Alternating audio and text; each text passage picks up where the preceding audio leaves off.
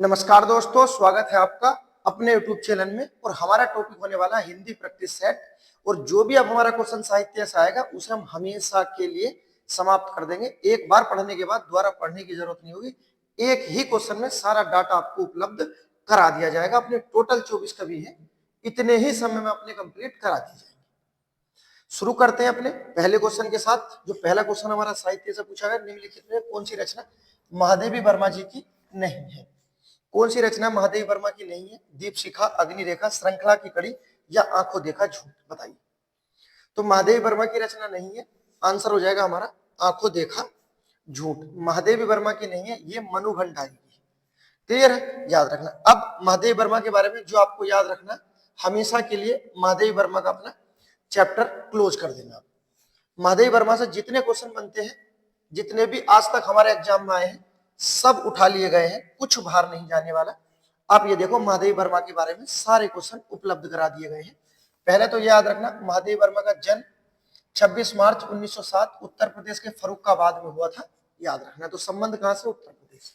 मृत्यु तो बताना 1987 इलाहाबाद प्रयागराज में इनकी मृत्यु होती है। कुछ इनके पुरस्कार है जो हमारे एग्जाम में कई बार पूछे गए हैं, आपको याद रखने हैं। पहला द्विवेदी पदक या पुरस्कार 1942, 1956 में पद्म भूषण पुरस्कार दिया गया और 1977 में कुमाऊं विश्वविद्यालय द्वारा डॉक्टर की उपाधि दे दी गई।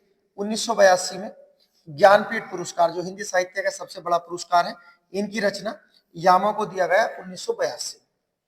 और ज्ञानपीठ पुरस्कार प्राप्त करने वाली महादेवी वर्मा हिंदी की प्रथम कवित्री थी। उसके बाद 1943 में भारत भारती पुरस्कार, 1988 में पद्म भूषण पुरस्कार और 1979 में साहित्य अकेडमी फेलोशिप पुरस्कार। ये उपलब्धि रही महादेवी वर्मा की पुरस्कार के माध्यम से। ठीक, अब देखते हैं नेक्स्ट। जो इनकी रचनाएं हमारे एग्जाम में पूछी जाती है, आप एक बार व्यवस्था से पढ़ो, हमेशा के लिए कंप्लीट हो जाएगा। क्या पूछा गया है? इनकी रचनाएं देखती हैं जो हमारे एग्जाम में आती है। देखो कौन कौन सी है। पहले देखते हैं जो दी गई है। पहली रचना आती है इनकी निहार। महादेवी वर्मा की पहली रचना निहार।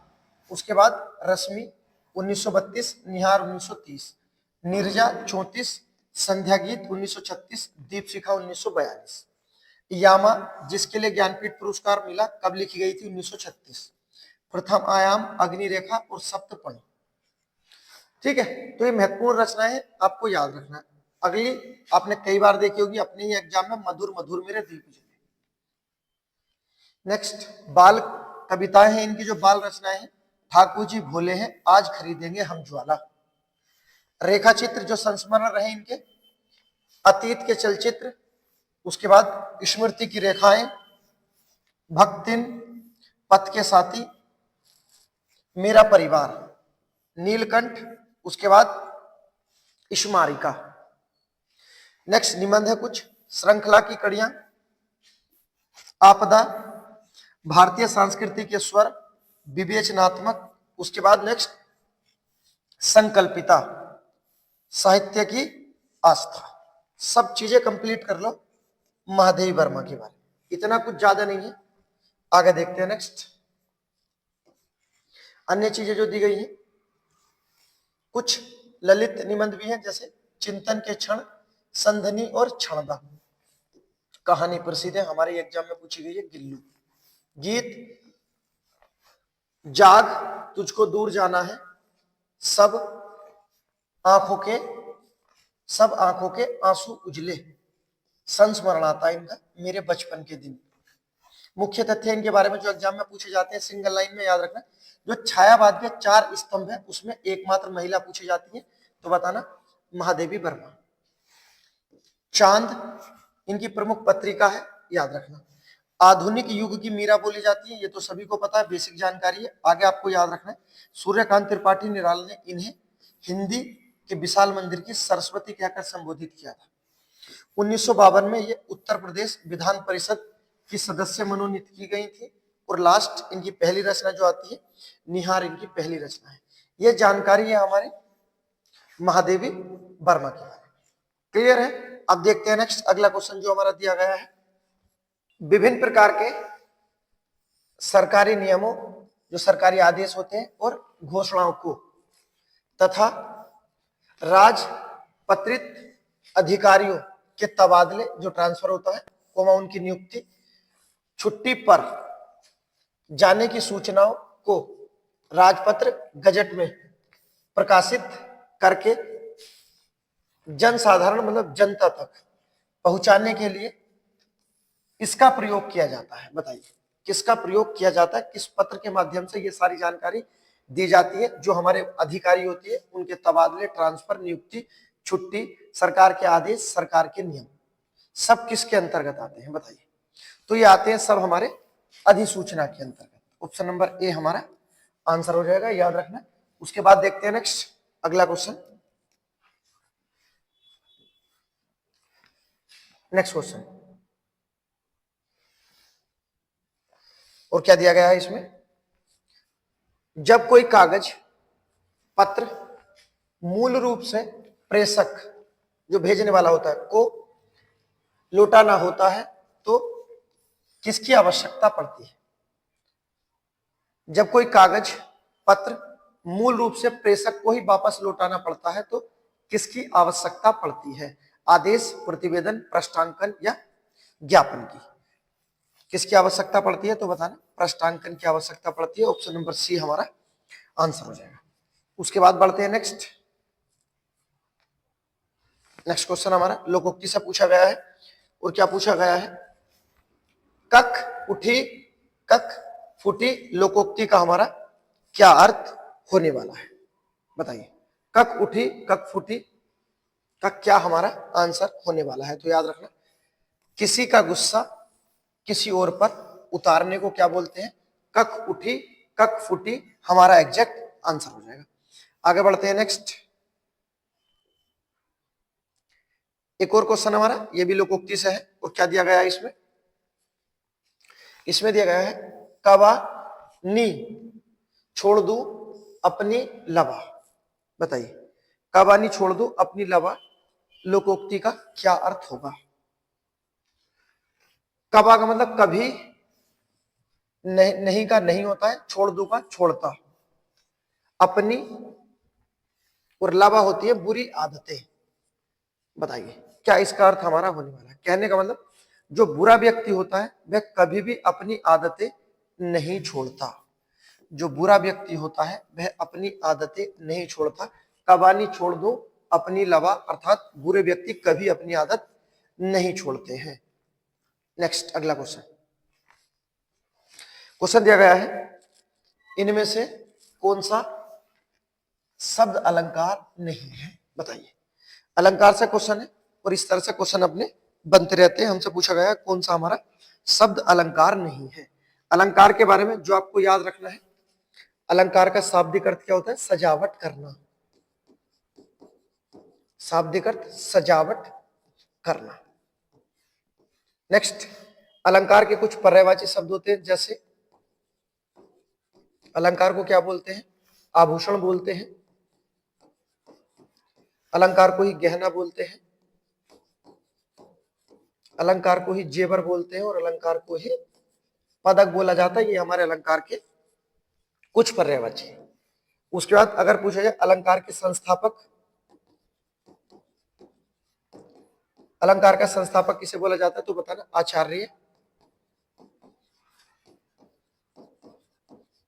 वामन को अलंकार का संस्थापक बोला जाता है। जबकि अलंकार की परिभाषा किस व्यक्ति द्वारा प्रस्तुत की गई थी तो आते हैं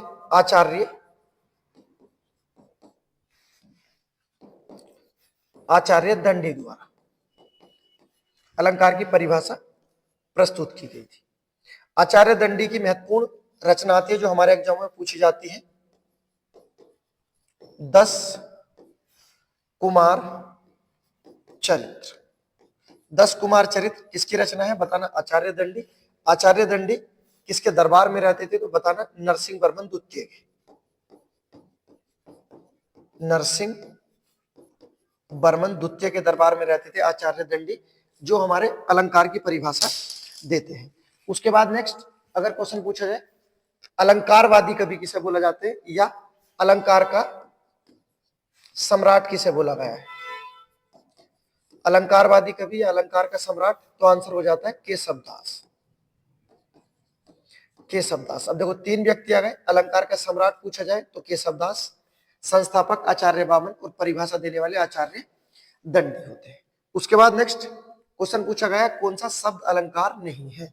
तो शब्द अलंकार हमारे कितने होते हैं अगर क्वेश्चन पूछा जाए, शब्द अलंकार टोटल कितने होते हैं, तो हमारे शब्द अलंकार होते हैं 7। अगर आपने 5 देखा है तो आप 7 कर देना, क्योंकि अब हमारे जो एग्जाम में माना जाता है वो 7 ही माने जाते हैं। कौन कौन से होते हैं, तो पहला होता है अनुप्रास, अनुप्रास, उसके बाद दूसरा यमक, तीसरा श्लेष, चौथा विप्सा होता है। उसके बाद नेक्स्ट होता है वक्रोक्ति, पांचवा वक्रोक्ति। उसके बाद नेक्स्ट छठा हो जाता है पुनरुक्ति प्रकाश,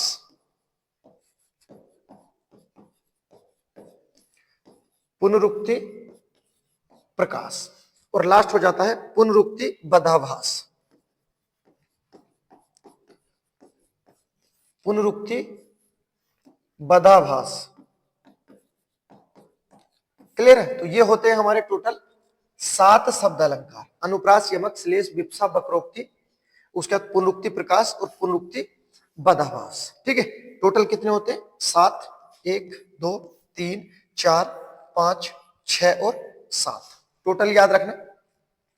अब जो इसमें नहीं दिया होगा वो आपका बाहर आ जाएगा, कौन सा हो जाएगा, उपमा हो जाएगा। ये हमारा शब्द अलंकार नहीं होता, तो फिर कैसा होता है, ये हमारा अर्थ अलंकार होता है। ऑप्शन नंबर सी हमारा आंसर हो जाएगा। आगे बढ़ते हैं नेक्स्ट।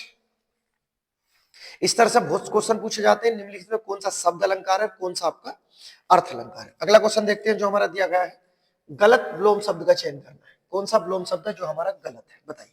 अब विलोम शब्द देखो, अब इस आधार पर अगर आप शुरू से ही जुड़े हुए तो अब ये तो गलत नहीं होने चाहिए, जो हमारे विलोम शब्द तत्सम, तद्भव, पर्यायवाची, ये शब्द गलत नहीं होने चाहिए। बताइए कौन सा हमारा विलोम शब्द गलत है। कुशाग्र तेज होता है, मंद इसका उल्टा हो जाएगा। केंद्रीय परिधि, परिधि ये भी सही है। उसके बाद कुत्सा बुराई करना होता, प्रशंसा ये भी सही है। ऑप्शन नंबर डी हमारा आंसर हो जाएगा, ये गलत हमारा विलोम शब्द है। सौम्य का शांत नहीं होता, सौम्य का होता है उग्र, जो तेज होता है। ठीक है। तो सौम्य का शांत नहीं होगा, क्या होगा, सौम्य का होगा उग्र। अगला क्वेश्चन देखते हैं नेक्स्ट। और क्या पूछा गया हमारा, पंकज और जलज आदि किस प्रकार के शब्द हैं हमारे, बताइए। जो पंकज है और जलज है किस प्रकार के हमारे शब्द हैं, रूढ़ है, यौगिक है, या योग रूढ़ है, या उसके बाद मिश्र है, किसके अंतर्गत ये हमारे आते हैं, बताइए। क्वेश्चन पूछा गया हमारा रचना के आधार पर शब्द भेद। ये जो क्वेश्चन है हमारा, रचना के आधार पर शब्द भेद से क्वेश्चन पूछा गया है। रचना के आधार या बनावट भी हो सकता है, बनावट या रचना के आधार पर शब्द भेद कितने होते हैं हमारे, 3 होते हैं। पहला कौन सा होता है, तो पहला होता है हमारा रूढ़ शब्द, दूसरा होता है यौगिक शब्द, और तीसरा होता है योग रूढ़। योग रूढ़ कितने होते हैं, 3 होते हैं। कौन कौन से, रूढ़, यौगिक और योग रूढ़। रूढ़ क्या होते हैं, तो बताना, ऐसे शब्द जिनकी संधि ना हो पाए। ठीक है, संधि ना हो पाए या उनका खंडन कर देने के बाद कोई अर्थ ना निकले, जैसे एक शब्द लिख देते हैं कक्षा। ठीक है। उसके बाद नेक्स्ट क्षेत्र, अन्य, घर। जब आप इन्हें तोड़ दोगे, आप अलग अलग करोगे तो इनका कोई अर्थ नहीं निकलेगा, तो जिनका अर्थ ना निकले क्या कहलाते हैं, रूढ़ शब्द कहलाते हैं। उसके बाद नेक्स्ट दूसरा आता है यौगिक शब्द। यौगिक शब्द क्या होते हैं, जो 2 शब्दों के मेल से बनते हैं, 2 शब्दों के मेल से बनेंगे, क्या कहलाएंगे, यौगिक शब्द। जिस तरह से राजमहल, राज और महल। उसका नेक्स्ट पाठशाला। तो ये कैसे शब्द हैं, जो 2 शब्दों के योग से मिले हैं, राज और महल, पाठ और शाला, तो ये बने हमारे यौगिक शब्द। अब बात कर लेते हैं जो हमारे योग रूढ़ होते हैं। योग रूढ़ क्या होते हैं आपको याद रखना है, बहुत इंपॉर्टेंट है। परिभाषा लिखी जा रही है, परिभाषा आपको याद रखनी है। ऐसे शब्द जो अपना विशेष अर्थ रखते हो, विशेष अर्थ रखते हो, ऐसे शब्द जो अपना विशेष अर्थ रखते हो क्या कहलाते हैं? योग रूढ़ कहलाते हैं। किस आधार पर? तो बताना। ऐसे शब्द जब नाम लेंगे और किसी और की तरफ इशारा करते हैं, जैसे एक शब्द लिख देते हैं हम दशानन। अब दशानन लिखा गया है, किसकी बात हो रही है? रावण। उसके बाद नेक्स्ट लंबोदर, लंबोदर किसकी बात हो रही है? गणेश जी की। नेक्स्ट शब्द लिख देते हैं वीणा पाणी, किसकी बात हो रही है? सरस्वती। क्लियर है? तो ऐसे शब्द जो विशेष अर्थ रखते हैं उसे क्या कहते हैं? योग रूढ़ कहलाते हैं। जैसे पंकज जो हमारा पूछा गया है, और जलज, ये किसके बारे में बता रहे हैं? तो ये कमल के बारे में बता रहे हैं, अर्थात विशेष अर्थ है। तो क्या हो जाएंगे हमारे? योग रूढ़ हो जाएंगे। ऑप्शन नंबर बी हमारा आंसर हो जाएगा। क्लियर है? उसके बाद देखते हैं नेक्स्ट। अगर आपको डाउट हो आप बता सकते हो, ये क्लियर आंसर है इसका। अगला देखते हैं नेक्स्ट, अगला क्वेश्चन जो हमारा पूछा गया है, बताइए देवनागरी लिपि का सर्वप्रथम प्रयोग कहां हुआ था? जो हमारी देवनागरी लिपि है इसका सर्वप्रथम प्रयोग कहां किया गया था, ये हमसे क्वेश्चन पूछा गया है। पहले क्या बोला गया है? पाणिनि कृति अष्टाध्यायी में, उसके बाद अपभ्रंश साहित्य में, या आमिर खुसरो की पुस्तकों में, या जयभट्ट के शिलालेख में। बताइए कहां सर्वप्रथम देवनागरी लिपि का प्रयोग किया गया है? तो बताना। सबसे पहले प्रयोग किया गया है जयभट्ट के शिलालेख में। क्लियर है? देवनागरी लिपि का सर्वप्रथम प्रयोग जयभट्ट के शिलालेख। अगला क्वेश्चन देखते हैं, बड़माला सा क्वेश्चन है और आपको बताना है क्या पूछा गया है। किसमें सभी महाप्राण वर्ण वाला वर्ग बताना है? कौन सा है हमारा जिसमें सभी हमारे महाप्राण होने वाले हैं? बताइए किसमें सभी हमारे महाप्राण होने वाले हैं? जितने भी दिए गए हैं सब है तो स्पर्श व्यंजन, इसके बाहर तो कुछ नहीं है। महाप्राण देख रहे हैं कौन कौन से, आप निकाल भी सकते हो, आसानी से भी निकाल सकते हो। एक क वर्ग में आता है, एक च वर्ग में आता है, ट वर्ग में आता है, त में आता है और प में आता है। पूछा क्या गया था? महाप्राण निकालने हैं। क में क्या आता? क, ख, क, घ, और ये आपका अडंगा हो जाएगा। च, छ, ज, झ और अइया। ट, ठ, ड, ड और अण। त, थ, द, ध और न, और उसके बाद प, फ, ब, भ और म। अब यहां से हम आराम से निकाल सकते हैं। बात कर लेते हैं क्या पूछा गया है। महाप्राण के बारे में पूछा गया है। तो महाप्राण क्या होते हैं हमारे? तो महाप्राण होते हैं हमारे दूसरा और चौथा वर्ग महाप्राण होते हैं, जबकि पहला, तीसरा और पांचवा, पहला, तीसरा, पांचवा क्या होते हैं हमारे? अल्प प्राण होते हैं, जबकि दूसरा और चौथा क्या होते हैं? महाप्राण होते हैं। महाप्राण पूछा है, अल्प प्राण भी पूछा जा सकता है, कुछ भी पूछा जा सकता है। अब देख लेते हैं क्या पूछा गया हमारा। जो हमारे इस श्रृंखला में होंगे ये क्या है? हमारे महाप्राण होने वाले हैं। ख तो होना ही है, क्लियर है? छ भी है और उसके बाद हमारा ठ भी दिया गया है। क्या क्या हो जाएंगे? देखो पहले में ख आ जाता है, उसके बाद छ भी और हमारा ठ भी है। ठीक, तो ऑप्शन नंबर ए हमारा आंसर हो जाएगा। आप इस तरह भी निकाल सकते हैं, अगर आपको याद है आप आसानी से भी निकाल सकते हैं, कोई परेशानी वाली बात नहीं है। आगे देखेंगे, ध देख लेते हैं। जो दिया गया ध तो है लेकिन च नहीं होगा, क्योंकि च तो हमारा अल्प प्राण है। नेक्स्ट मैं दिया गया नहीं होगा, मैं अल्प प्राण है। इसमें यह दिया गया है और आपका दे दिया गया है, तो दे नहीं होगा। तो ऑप्शन नंबर ए हमारा आंसर हो जाएगा। सभी महाप्राण है। आप इस तरह से भी कर सकते हो या जैसा आपको अच्छा लगता हो वैसा आप कर सकते हो। अगला क्वेश्चन देखते हैं नेक्स्ट। बताइए क्या पूछा गया है। वाक्य में बल प्रदान करने का कार्य करते हैं। वाक्य में जो बल प्रदान करने का कार्य होता है कौन करते हैं? बताइए। अभिकारी शब्द, कारक, क्रिया विशेषण या निपात। बताइए। बल प्रदान करने का कार्य करते हैं निपात। निपात के भेद पूछे जाए कितने होते हैं तो बताना निपात के 9 भेद होते हैं और 9 के 9 निपात क्या होते हैं? अभिकारी होते हैं। क्या होते हैं हमारे निपात? अभिकारी होते हैं। और ये क्या कार्य करते हैं? वाक्य में बल देने का कार्य करते हैं। जैसे आप कोई आसान भाषा में बोलो मैं पढ़ता हूं और उसके बाद बोलो मैं पढ़ता तो हूं, तो ये जो आपने तो शब्द बोला है ये क्या है? हमारा वाक्य पे बल देने का कार्य करता है और ये हमारा निपात हो जाएगा। क्लियर है? बहुत सारे शब्द होते हैं। यह कार्य मत करो तो मत हमारा क्या हो जाएगा? निपात हो जाएगा। तुम सा नहीं देखा तो सा हमारा क्या हो जाएगा?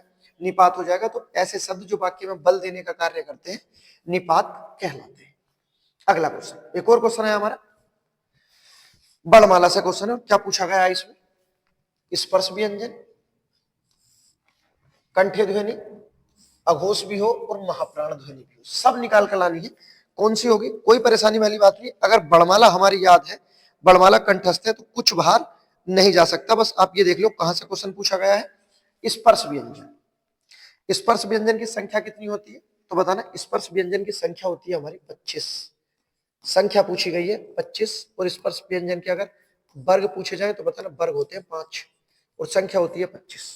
क्लियर है? उसके बाद नेक्स्ट बात कर लेते हैं कौन से होते हैं। तो यही थे हमारे जो हमने अभी पढ़े थे। कै वर्ग, च वर्ग, ट वर्ग, तय वर्ग और पै वर्ग, यही होते हैं।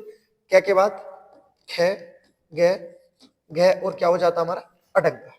च, छ, ज, झ और इसे बोलते हैं अइया। नेक्स्ट टे, ठे, डे, ढे, उसके बाद अणे, ते, थे, दे, धे और ने। लास्ट पे, फे, बे, भे और में। टोटल हो गए हमारे कितने? 25 स्पर्श व्यंजन हो गए और वर्ग हो गए हमारे 5। क्लियर है? यही आपको याद रखना। अब बात कर लेते जो हमारा क्या हो, कंठ भी हो तो पहला ही वाला क्या होता हमारा? कंठ होता है। क्लियर है? दूसरा क्या होता है? अगर तालु होता तो च वर्ग हो जाता, उसके बाद मूर्धा होता तो ट वर्ग हो जाता, दंत तो तय वर्ग हो जाता और ओष्ठ्य क्या हो जाता हमारा? लास्ट हो जाता पै वर्ग। क्वेश्चन पूछा हमें कंठ से बताना है। ठीक है? इन पांचों में से आने वाला है जो कंठ भी हो, अघोष भी हो। तो अघोष जो हमारे होते हैं शुरू के दोनों होते हैं अघोष, और ये तीनों क्या होते हैं? सघोष। ठीक है? अब अघोष भी है तो इन दोनों की कहानी हो गई। यही दोनों हमारे दिए गए हैं। क्लियर है? और आगे क्या पूछा है? अघोष भी हो तो अघोष हो। आगे बोला महाप्राण भी हो। क्या हो? महाप्राण भी हो। जब महाप्राण की बात करेंगे तो महाप्राण में क्या आ जाएंगे हमारे? दूसरा और चौथा। और दूसरे में क्या दिया गया हमारा? ख दिया गया है। क्लियर है? तो महाप्राण भी पूछा था तो ऑप्शन नंबर हमारा सी हो जाएगा। क्लियर है? आप क्वेश्चन देख सकते हो इतनी तरह से पूछे जाते हैं। किसी भी तरह से पूछा जाए अगर आपको चीजें याद है आप क्वेश्चन को कहीं ना कहीं से निकाल कर ले आओगे। क्लियर है? याद रखना। आगे बढ़ते हैं नेक्स्ट। बताइए क्या पूछा गया है? समीप मतलब निकट, छोटा तथा उपसर्ग आता है। गौण के अर्थ में कौन सा उपसर्ग है हमारा? बताइए कौन सा उपसर्ग है जो छोटे के रूप में आता है? बताइए। तो याद रखना गौण समीप या छोटे के रूप में आए तो हमारा क्या हो जाएगा? उप हो जाता है। उप का मतलब जैसे प्रधानमंत्री और उप प्रधानमंत्री मतलब छोटे वाले प्रधानमंत्री, उप आ गए। सही है? अध्यक्ष बड़े हैं, उप लगा दिया तो छोटे हो गए उपाध्यक्ष। वही तो पूछा। समीप और छोटे में किसका प्रयोग करते हैं? तो बताना उप का प्रयोग करते हैं। और ये उप कौन सी भाषा का है हमारा? तो बताना संस्कृत भाषा का है। नेक्स्ट क्वेश्चन बताइए क्या पूछा गया है इसमें? मुझे बताओ कि तुम्हारा जन्म कब और कहां हुआ था। वाक्य का भेद बताना है। कौन से हमारे वाक्य का भेद होने वाला है? क्वेश्चन पूछा गया है हमारा रचना के आधार पर वाक्य भेद। रचना के आधार पर क्या पूछा गया है? वाक्य भेद। रचना के आधार पर वाक्य भेद हो या रचना के आधार पर शब्द भेद हो, दोनों ही क्या होते हैं? 3 होते हैं। रचना के आधार पर वाक्य भेद कितने होते हैं? 3। कौन कौन सा होता है? सरल, दूसरा होता है संयुक्त, सरल संयुक्त, और उसके बाद मिश्र। हिंदी कंप्लीट करनी है या हिंदी आपको अच्छी करनी है, परिभाषा याद कर जाना, हिंदी खत्म हो जाएगी, उसके अलावा कुछ नहीं है। सरल वाक्य की जो परिभाषा होती है, इसमें क्या होता है? कर्ता एक भी हो सकता है, दो भी हो सकते हैं, तीन भी हो सकते हैं, कितने भी कर्ता कर सकते हो, एक दो तीन, कर्ता अनेक हो सकते हैं, लेकिन याद रखना जो क्रिया होगी वो एक ही होगी। ये परिभाषा है सरल वाक्य की, ठीक है, कि कर्ता अनेक हो सकते हैं परंतु क्रिया क्या होगी? एक होगी। जैसे सोहन मोहन गौरव सौरभ, कर्ता कितने ही ले लो, सोहन मोहन गौरव सौरभ, ठीक है, घूमने गए, लेकिन क्रिया एक ही होगी, घूमने की। सरल वाक्य की परिभाषा है। तो सरल वाक्य तो इसमें है भी नहीं क्योंकि क्रियाएं दो है। अब बात कर लेते हैं संयुक्त की। इसमें क्या होते हैं तो बताना। इसमें दो स्वतंत्र वाक्य होते हैं, ठीक है। किसमें दो स्वतंत्र वाक्य होते हैं तो बताना, संयुक्त वाक्य में। और किसमें एक वाक्य दूसरे वाक्य पर क्या होता है? आश्रित होता है।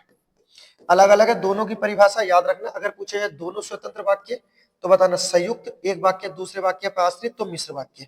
अब कुछ और चीजें जो आपको पहचाननी है हमेशा के लिए, कि संयुक्त वाक्य की पहचान के लिए कुछ शब्द आते हैं जो हमारे होते हैं। जैसे आता है एक शब्द और,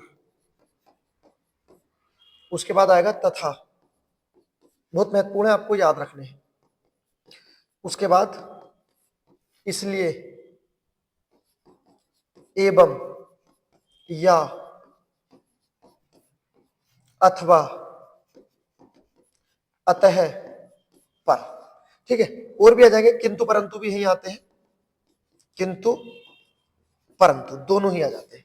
तो ये शब्द आपको कहीं भी मिल जाए आप क्या लगा सकते हो?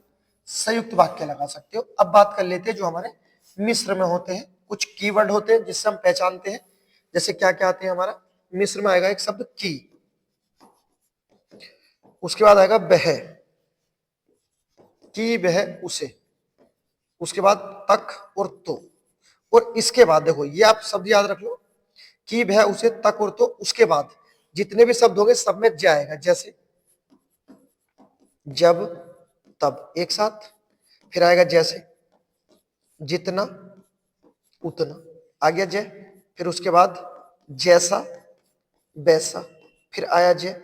उसके बाद नेक्स्ट आएगा फिर जियो, त्यों।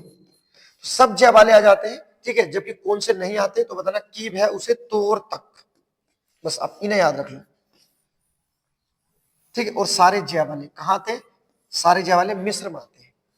और आप इसे पहचान सकते हो, की से आप इसे पहचान सकते हो। की किस में दिया गया? मिश्र वाक्य में दिया गया है।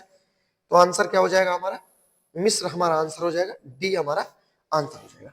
क्लियर है? देखो अगर आप फिर इनसे आगे को क्वेश्चन आते हैं तो आप जल्दी करना, बस टाइम मत लगाना। हिंदी को परिभाषा के साथ करते हुए चलो, खत्म हो जाएगी, कुछ नहीं बचेगा। बिल्कुल आसान, 1000 बार रिपीट आया होगा।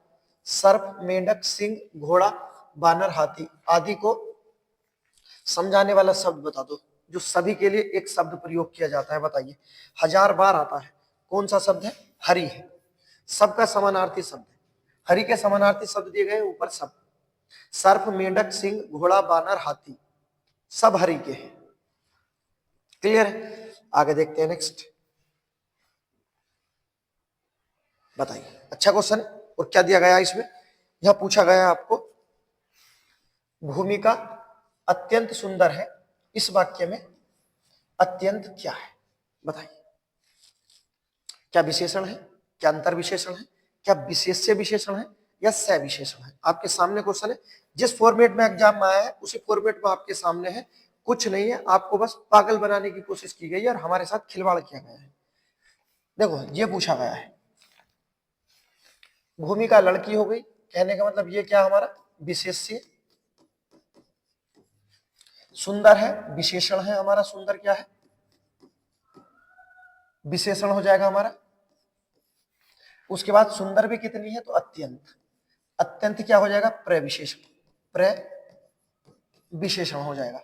क्लियर है? अब प्रविशेषण तो ऑप्शन में नहीं दिया गया है, तो प्रविशेषण नहीं दिया गया है तो कोई परेशानी वाली बात नहीं। प्रविशेषण को ही क्या बोलते हैं? अंतर विशेषण बोलते हैं।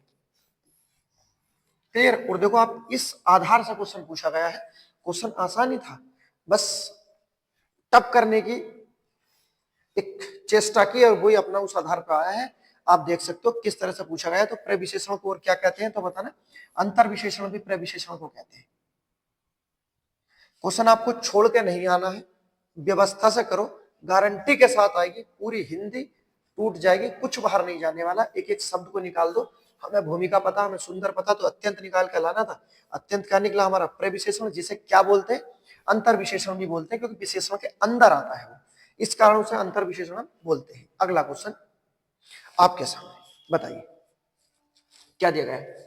सोने का पर्यायवाची शब्द हमसे पूछा है कि सोने का पर्यायवाची शब्द बताना है। पन्नग, ललित, उसके बाद चित्राकर्षण या जातु, कौन सा हमारा होने वाला है बताइए। सोने का पर्यायवाची भविष्य में आए तो बताना। सोने का ही क्या होता है? कंचन होता है। कंचन के बाद कनक होता है। कंचन, कनक, उसके बाद स्वर्ग भी होता है, सुवर्ण भी होता है। आगे हो जाएगा सुवर्ण, नेक्स्ट सुवर्ण, सब होता चला जाएगा। उसके बाद नेक्स्ट होता है हिरण्य, बहुत महत्वपूर्ण, याद रखना। नेक्स्ट आता है हेन, उसके बाद हारक, नेक्स्ट कुंदन, अगला होता है तपनीय, क्योंकि तप क्या बनता है ना, तपाने के बाद तो तपनीय होता है। उसके बाद नेक्स्ट होता है महारजत, महारजत बोला जाता है, देखो रजत और महारजत। उसके बाद नेक्स्ट जात रूप, जात रूप, और ये क्या मिला हमारा? ऑप्शन नंबर डी में मिलेगा हमें, सोने का पर्यायवाची है। सही है, तो याद रखना सोने के जो हमारे पर्यायवाची है बहुत महत्वपूर्ण है। कंचन पता होगा, कनक भी याद रखना, उसके बाद स्वर्ण, सुवर्ण, और फिर सुवर्ण, सुभर, सुवर्ण, हिरण्य, हेन, हारक, कुंदन, तपने के कारण तपनीय, और रजत उससे बड़ा महारजत, और जातु, सब किसके हमारे? सोने के पर्यायवाची है। आगे देखते हैं नेक्स्ट, बताइए एक वाक्य पहचानना है जो शुद्ध होगा। निम्नलिखित विकल्पों में एक सही विकल्प छांटिए, कौन सा हमारा सही विकल्प होने वाला है बताइए।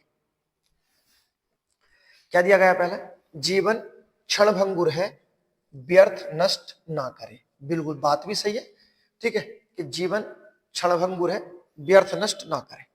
अगला, जीवन क्षणभंगुर है, व्यर्थ नष्ट नहीं करे, ये नहीं लिख दिया ना की जगह, बाकी सब सेम है, सब सेम है। आगे देखते हैं, जीवन क्षणभंगुर है, व्यर्थ नष्ट, जीवन, अच्छा सिर्फ ये देखो है बिंदी की मात्रा है बस, और कुछ नहीं, सी में दे दिया। उसके बाद जीवन क्षणभंगुर है, व्यर्थ नष्ट ना करे। बताइए, सेम सेम ही लिखा है, यहाँ पे नष्ट वाला ही लिख दिया है, तो ये तो कट जाएगा, कोई बात नहीं है, यहाँ भी काटो, यहाँ पर भी काट देंगे क्योंकि बहुवचन की बात नहीं की गई है।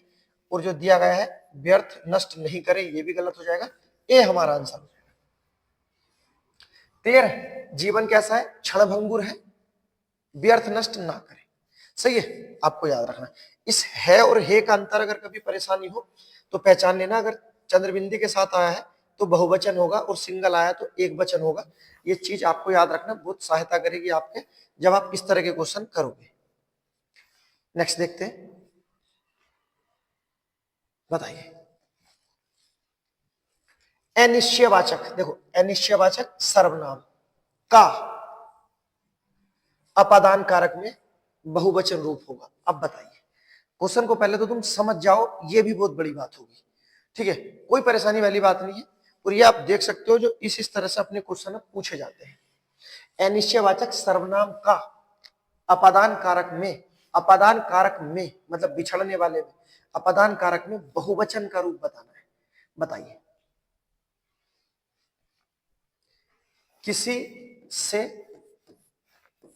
किन से एक की बात है, किन्हीं से आंसर हो जाएगा, क्योंकि बहुवचन रूप निकाल कर लाना था। किन को तो आएगा ही नहीं। क्लियर है? आप क्वेश्चन देख सकते हो। जब आप बहुत अभ्यास करते हो ना, तो अभ्यास क्या है, घमंड जो होता है ना, घमंड जो हमें लगता है कि हाँ मुझे तो ये चीज आती है, अभ्यास ही हमारा वो होता है जो हमें अज्ञानता से दूर कराता है। जितना आप प्रैक्टिस करोगे उतनी ही आपकी अज्ञानता जो होगी, जो आपको लगेगा कि हाँ मुझे ये सब आता है, जब आप करने बैठोगे तब पता चलेगा कि बस लगता ही था कि आता है, रियल में आता नहीं। बताइए क्या दिया गया है। पंजाब में हिंदी का प्रचार करने वाले व्यक्ति का नाम पूछा गया है। पंजाब में हिंदी का प्रचार किसने किया था, बताइए किस व्यक्ति द्वारा किया गया है। तो याद रखना, श्रद्धाराम फुल्लेरी ने पंजाब में हिंदी का बहुत ज्यादा प्रचार किया था। व्यक्ति का नाम पूछा गया है, आपको याद रखना है। नेक्स्ट क्वेश्चन, क्वेश्चन दिया गया है हमारा, लास्ट क्वेश्चन है आज का। इसमें क्या पूछा गया है, एक तो संधि बतानी है आपको, और संधि के साथ साथ संधि विच्छेद भी करके दिखानी है। आप ईमानदारी के साथ जोड़ो, ठीक है। ये गारंटी है कि हिंदी करते समय पैर नहीं रुकेगा। बहुत जल्द आपको इसी तरह का जीएस पैटर्न भी आपको मिलने वाला है। क्लियर है? संधि भी बतानी है कौन सी है और किस तरह से विच्छेद होगा ये भी बतानी है। वीडियो पसंद आई तो लाइक करें, सब्सक्राइब करें। उसके बाद मिलते हैं एक और जोरदार वीडियो में, तब तक के लिए गुड बाय।